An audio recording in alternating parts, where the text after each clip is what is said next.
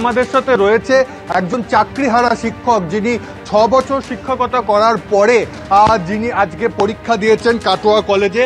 জিজ্ঞেস করবো যে কেমন পরীক্ষা হলো। দেখুন, এটা তো পরীক্ষায় বসাটাই প্রথমত আমাদের কাছে লজ্জাজনক এবং এটা ভীষণ একটা অন্যায়। আর দ্বিতীয়ত হচ্ছে যে এমসিকিউ পরীক্ষা, এমসিকিউ এর ক্ষেত্রে যেটা হয়, আমি জানলে সেটা সহজ, আমি না জানলেই সেটা কঠিন। তবুও প্রশ্নের গুণমান আমি যা বলবো মোটামুটি উত্তর করার মতো, একটুখানি পড়াশোনার মধ্যে থাকলে এটা উত্তর করার মতোই। এই যে ওএমআর সিট নিয়ে এত কিছু কথা হচ্ছিল, কিন্তু আপনার হাতেই দেখতে পাচ্ছি তার একটা কপি রয়েছে। কোথাও কি স্বচ্ছতা এতে হবে বলে মনে হচ্ছে আপনাদের? এই দীর্ঘ এই যে হলো চাকরি ক্যান্সেল হলো, এই ওএমআর সিট নিয়েই তো যত ঝামেলা। ওএমআর সিট নিয়ে যত ঝামেলা, এবং সেটা আমার মনে হয়েছে এবছর পরীক্ষা দিয়েছে যে যাতে এটা মানে কোনো প্রকার অস্বচ্ছতার জায়গা তৈরি না হয়, তার জন্য কমিশনের ব্যবস্থাগুলো নিয়েছে। এবং এই ব্যবস্থাগুলোতে যা দেখছি আর কি, তাতে অস্বচ্ছতার জায়গা না তৈরি হওয়াই উচিত। এত বড় একটা মানে সার্ভিস কমিশন, তাদের কাজের মধ্যে নতুনরা পরীক্ষা দিচ্ছে আর তোমরা পরীক্ষা দিচ্ছ, কতটা তফাৎ? অনেক পার্থক্য, অনেক পার্থক্য। নতুনদের সঙ্গে কোনোভাবেই আমরা পেরে উঠবো না বলেই আমার মনে হয়। এটা অনেক পার্থক্য। প্রিপারেশন লাগে। আশাবাদী এই পরীক্ষা দিয়ে যেরকম প্রশ্ন হবে এক একটা বিষয়ের উপর, সেরকম তো জিনিসটা নির্ভর করবে। কিন্তু মানে প্রশ্ন সহজ হলো মানে সবাই ভালো উত্তর করবে, তখন কাট অফ অনেক বেড়ে যাবে। সুতরাং সন্তুষ্টির কোনো জায়গা নেই।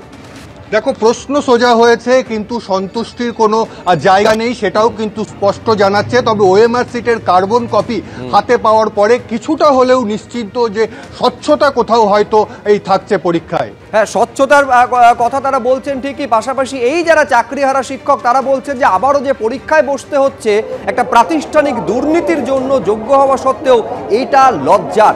কালো পোশাক পরে এই চাকরিহারা শিক্ষকদের একটা অংশ তারা আজকে পরীক্ষায় বসেছেন। কি বলছেন তারা, দেখব।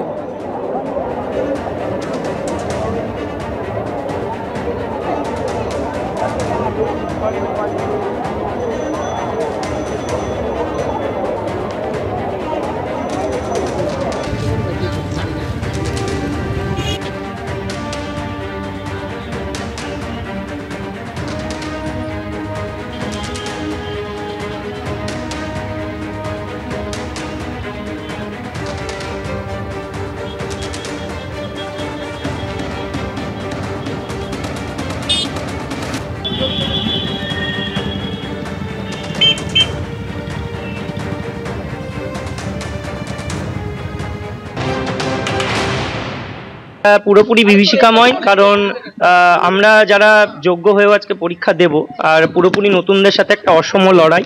এই লড়াইটা কোনোভাবেই মেনে নেওয়া যায় না।